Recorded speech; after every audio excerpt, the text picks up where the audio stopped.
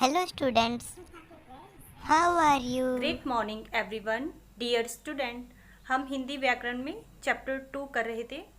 Chapter 2 की 2 video मैं आपको सेंड कर चुकी हूँ, उनको आपको ध्यान से देखना है। हमने पढ़ा है कि वर्ण क्या होते हैं, वर्ण को हमने बिल्कुल विस्तार से जाना। फिर हमने वर्ण के भेद किए कि वर्ण के 2 भेद होते हैं, एक होता है स्वर, एक होता है व्यंजन। ठीक है, हमने जाना कि जो स्वर होते हैं वो मूल रूप से 11 होते हैं। ठीक है, तो स्वर के विषय में हमने कल ही विस्तार से पढ़ा था कि जो स्वर होते हैं, जब कोई शब्द प्रारंभ होता है तो वह अपने मूल रूप में आते हैं, और जब ये व्यंजनों के साथ लगते हैं तो मात्रा का रूप ले लेते हैं। तो हमने सभी मात्राओं का ज्ञान प्राप्त किया कि आ की कोई मात्रा नहीं होती, आ की एक खड़ी पाई होती है, फिर ई, ठीक है, फिर ई की मात्रा, और फिर उ, फिर री, फिर ए, ओ, फिर ओ। ठीक है, इन मात्राओं का हमने ज्ञान प्राप्त किया था। आज हम बेटा चैप्टर को आगे कंटिन्यू करेंगे, और चैप्टर में हम जैसे वर्ण का हमने किया था कि 2 भेद होते हैं, एक होता है स्वर, स्वर हमारा हो चुका है। ठीक है, आज हम करेंगे कि व्यंजन किसे कहते हैं। ठीक है, व्यंजन के विषय में पढ़ेंगे कि व्यंजन क्या होता है। स्वर जो होते थे वो समतर्त थे, समतर्त ध्वनियाँ थी। ठीक है, वो बिना किसी के सहारे या फिर बिना किसी की सहायता से, यानी बिना किसी की सहायता से बोले जाते हैं। लेकिन जो व्यंजन होते हैं, व्यंजन जो होते हैं वो बिना स्वरों की सहायता के नहीं बोले जाते। जैसे क में अ सम्मिलित है। ठीक है, अगर आपको लगे कि किसी भी व्यंजन वर्ण के साथ आपको कोई भी मात्रा नजर नहीं आ रही, तो इसका मतलब उसके अंदर अ सम्मिलित है। ठीक है, तो क में हलंत लगाकर हम अ को अलग कर देंगे, उसका स्वर अलग निकाल लेंगे, तो क अपने शुद्ध रूप में आ जाएगा। ठीक है, यानी स्वर रहित हो जाएगा। ठीक है, तो आज हम इसी व्यंजन के विषय में विस्तार से पढ़ेंगे। ठीक है, व्यंजन को पढ़ेंगे, साथ ही व्यंजन के जो ये होते हैं संयुक्ताक्षर होते हैं, और एक आज हम र का विभिन्न रूप भी जानेंगे। ठीक है, तो आइए मेरे साथ जुड़िए और समझिए। तो चलिए बेटा स्टार्ट करते हैं। द्वित्व व्यंजन क्या होते हैं, पहले हम द्वित्व व्यंजन के विषय में देखेंगे कि क्या होते हैं। 2 समान या एक जैसे व्यंजनों से मिलकर बने व्यंजन द्वित्व व्यंजन कहलाते हैं। यानी 2 समान या एक जैसे व्यंजन।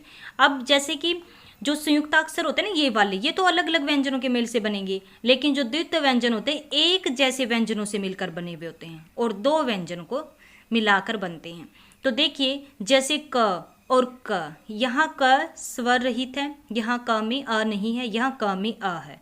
ठीक है, तो यहाँ क में अ नहीं है, यानी तो फिर ये क क्या है, आधा है। ठीक है, ये क पूरा है, तो कक हो गया, और इनसे शब्द बन गया सिक्का और मुक्का। ठीक है, ऐसे ही जय और जय, यहाँ जय आधा है और यहाँ जय पूरा है, जज यानी छज्जा और सज्जा। ल और ल, ये ल बन जाएगा छल्ला और दिल्ली। ठीक है, अब देखिए, यानी ये 2 समान व्यंजनों के मेल से बने होते हैं, एक जैसे दिखने वाले। ठीक है, जिसमें से जो पहले वाला होता है उसमें स्वर नहीं होता, दूसरे वाला जो होता है उसमें स्वर होता, इसलिए पहले वाला आधा हो जाता है। ठीक है, जैसे च और च, चच हो गया, सच्चा और बच्ची हो गया, मम हो गया, सम्मान और अम्मा, सस हो गया, रस्सी और लस्सी। ठीक है, यानी जब भी आपको लगे, आपको ये बोल दिया जाए कि द्वित्व व्यंजन के आप उदाहरण दीजिए, तो आपको पता होना चाहिए द्वित्व व्यंजन के ये उदाहरण होते हैं कि सिक्का, सज्जा, छल्ला, जिनमें 2 समान वर्ण होते हैं। पहला जो वर्ण होता है वो आधा होता है और दूसरा पूरा होता है। ठीक है, एक जैसे दिखने वाले 2 समान व्यंजन। ठीक है, अब देखिए संयुक्ताक्षर यानी द्वितीय व्यंजन और संयुक्ताक्षर में क्या अंतर है, यही है ना कि दो वर्ण तो इसमें भी हैं, 2 वर्ण इसमें भी हैं, यानी व्यंजन वर्ण। ठीक है, लेकिन यहाँ पर समान मिलेंगे और यहाँ अलग अलग मिलेंगे। ठीक है, 2 अलग अलग व्यंजनों के मेल से बने हुए अक्षर या वर्ण संयुक्ताक्षर कहलाते हैं। ठीक है, अलग अलग व्यंजनों के मेल से बने हुए, तो ये संयुक्ताक्षर कहलाते हैं। जैसे अलग अलग हैं, देखिए क और ख दोनों ही अलग है ना, यहाँ तो क और क समान थे, यहाँ अलग हो गए हैं। तो ये जो क है ये इसमें स्वर नहीं है, तो ये आधा है, ख पूरा है, तो ये मक्खी, मक्खन, तो ये वाले क्या होते हैं, जब भी आपको लगे कि 2 अलग अलग व्यंजन आपस में मिले हुए हैं, ठीक है, जैसे मक्की और मक्खन, तो आपको ये देखना है कि ये दो अलग अलग व्यंजन आपस में मिले हैं तो ये संयुक्ताक्षर हैं, एक समान मिले हुए हैं तो ये क्या है, द्वित्वय व्यंजन है। आगे देखिए, जैसे ग और य में ग बन गया भाग्य और 11 हो गया, ठीक है, तो ये क्या है, संयुक्ताक्षर हैं। आगे देखिए, यहाँ पर क और य क्य हो गया, वाक्य और क्योंकि बन गया, च और छ हो गया, स्वच्छ और अच्छा बन गया। आगे देखिए, तो देखिए बेटा, यहाँ पर त और य मिलकर बन गया तो सत्य और त्याग हो गया है, ठीक है। द और य बन गया द्य, वाद्य और विद्यालय हो गया है, ठीक है। द और य मिल गया तो ये वाद्य और विद्यालय हो गया। ये दो व्यंजन अलग अलग व्यंजनों के मेल से बने हुए हैं तो ये क्या है, संयुक्ताक्षर है, ठीक है। अब आगे देखिए, विशेष संयुक्त व्यंजन में दो व्यंजनों के मेल से नया व्यंजन बनता है तथा दोनों संयुक्त व्यंजन संयुक्त होकर नया रूप ले लेते हैं, जैसे क और श बन के कक्ष हो गया, ठीक है। तो कक्ष हो गया यहाँ पर। तो संयुक्ताक्षर में भी दो व्यंजनों का मेल होता है परंतु व्यंजनों का रूप नहीं बदलता, जैसे ग और य ग और भाग्य हो गया है, ठीक है। अब आपको क्या याद रखना, एक होते हैं संयुक्त व्यंजन, ठीक है, एक होते हैं संयुक्ताक्षर। संयुक्ताक्षर और संयुक्त व्यंजन में यहाँ डिफरेंस आपको बताया गया है कि जो संयुक्त व्यंजन होते हैं ना वो तो संख्या में 4 होते हैं, ठीक है, जैसे अक्षय, त्रय, अज्ञ और श्रय, ये 4 होते हैं, ठीक है। और ये भी दो व्यंजनों के मेल से बने होते हैं लेकिन अपना रूप परिवर्तन कर लेते हैं, जैसे क और श बन गया और इसका रूप परिवर्तन होगा, कक्ष बन गया, ठीक है। लेकिन जो संयुक्ता अक्षर होते हैं ना वो भी दो व्यंजनों के मेल से बनते हैं, अलग अलग ही होते हैं लेकिन ये एज इट इज ऐसे ही आएंगे, इनका रूप नहीं बदलेगा, जैसे ग और य ग हो गया, भाग्य हो गया, ठीक है। आई होप आपको ये डिफरेंस समझ में आ गया होगा।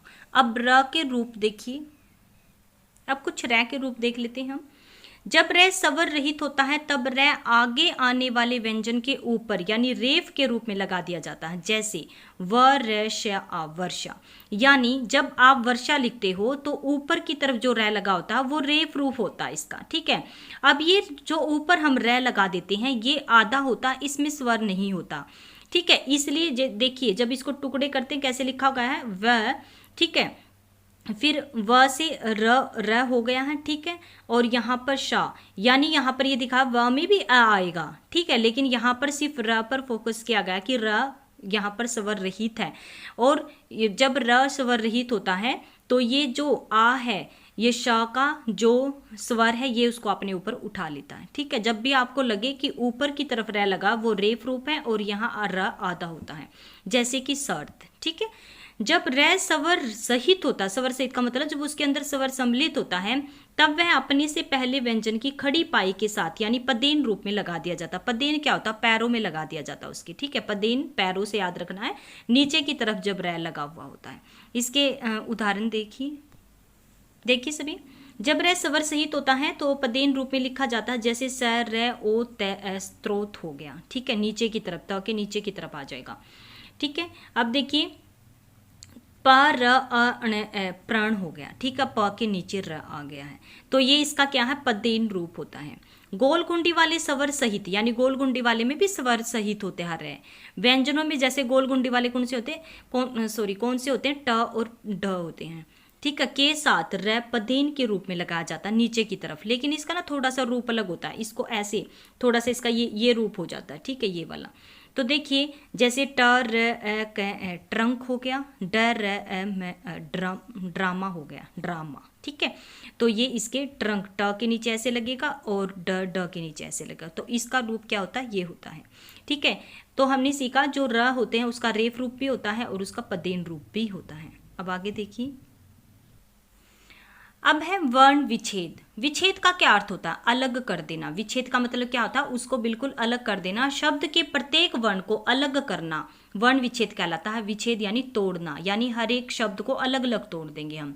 जैसे गीत, गीत को तोड़ा हुआ ग के नीचे हलंत, इसका स्वर बाहर निकाल लेंगे ई और त के अंदर अ सम्मिलित है, ठीक है, इसको अलग अलग तोड़ देंगे, इससे अलग हम इसको नहीं तोड़ सकते, ठीक है। ये सबसे छोटी इकाई बन गई है। कंगा, जैसे क फिर इसका स्वर बाहर निकाल लेंगे अंग, फिर ग और फिर आ, कंगा। दीक्षा, द बड़ी ई इसका स्वर है, फिर क और फिर श। यहाँ पर श याद रखना है संयुक्त व्यंजन है ये, ठीक है, संयुक्ताक्षर नहीं है, संयुक्त व्यंजन है। संयुक्ताक्षर में तो क्या होता है कि व्यंजन का रूप नहीं बदलता, लेकिन संयुक्त व्यंजन में व्यंजन का रूप बदल जाता है। ठीक है, यहाँ रूप बन गया है, क्या बन गया है अक्षय का, क और श। प्रेम जैसे प, ये र ना यहाँ पर पूरा है, इसमें स्वर सम्मिलित है, इसलिए इसका स्वर क्या दिया हुआ है, यहाँ पर ए है इसका स्वर, और म में असम्मिलित है।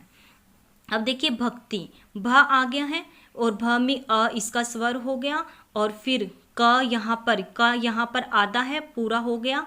ठीक है, तो इसी में ही इसका ये जो क है आधा था, तो इसको हमने पूरा कर दिया है, तो इसका स्वर इसी में सम्मिलित हो गया, और फिर यहाँ त आ गया, और फिर यहाँ ई आ गया, भक्ति।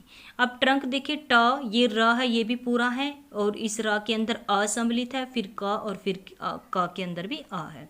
धर्म में देखिए, ये र आधा होता, इसके अंदर आ नहीं होता, जैसे द अ र म अ, धर्म बन गया है।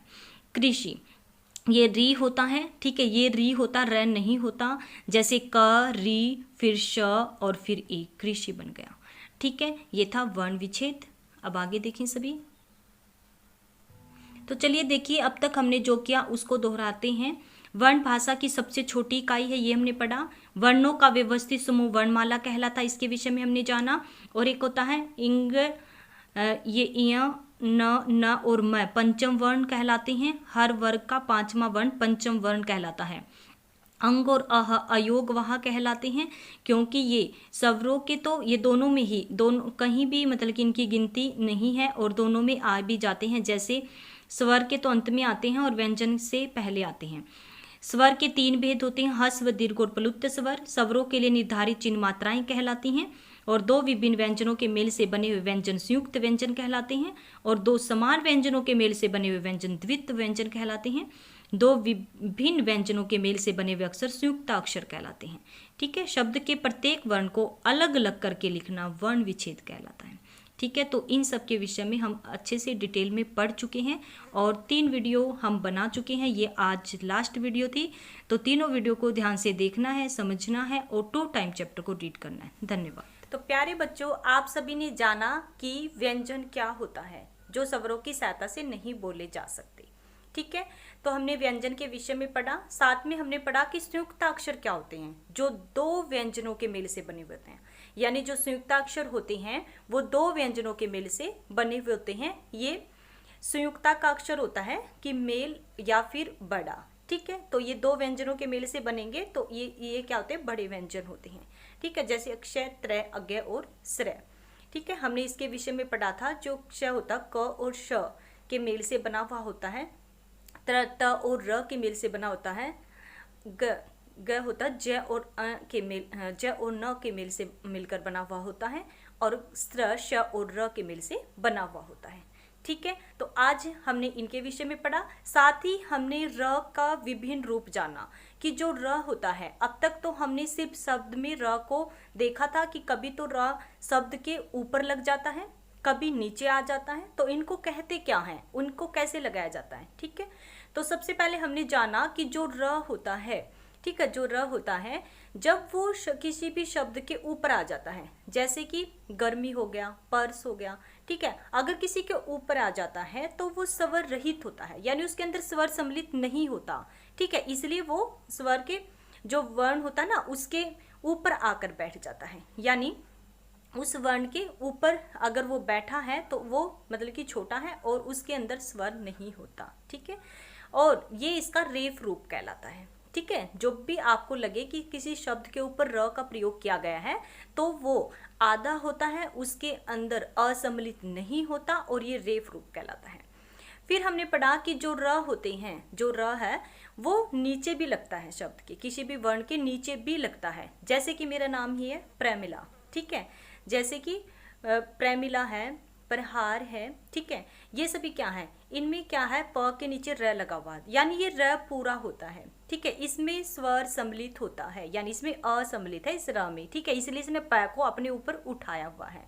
ठीक है, तो ये क्या है, इसका पदेन रूप है, ये इसका पदेन रूप है। एक और पदेन रूप होता है जो गोल कुंडी वाले वर्ण होते हैं ना, गोल वाले, जैसे ट, ठ, ड, ड, ये वाले जो वर्ण होते हैं गोल कुंडी वाले, इनके नीचे भी जो र का रूप होता है वो पदेन रूप ही कहलाता है। ठीक है, तो इसका आकार अलग होता है लेकिन ये पदेन रूप ही होता है। तो आज हम ये चैप्टर कंप्लीट समझ चुके हैं। आज ये इस चैप्टर की 3rd वीडियो थी। तो इन तीनों वीडियो को अच्छे से आप सभी को देखना है, समझना है, ठीक है। 2 टाइम चैप्टर को रीड करना है। धन्यवाद।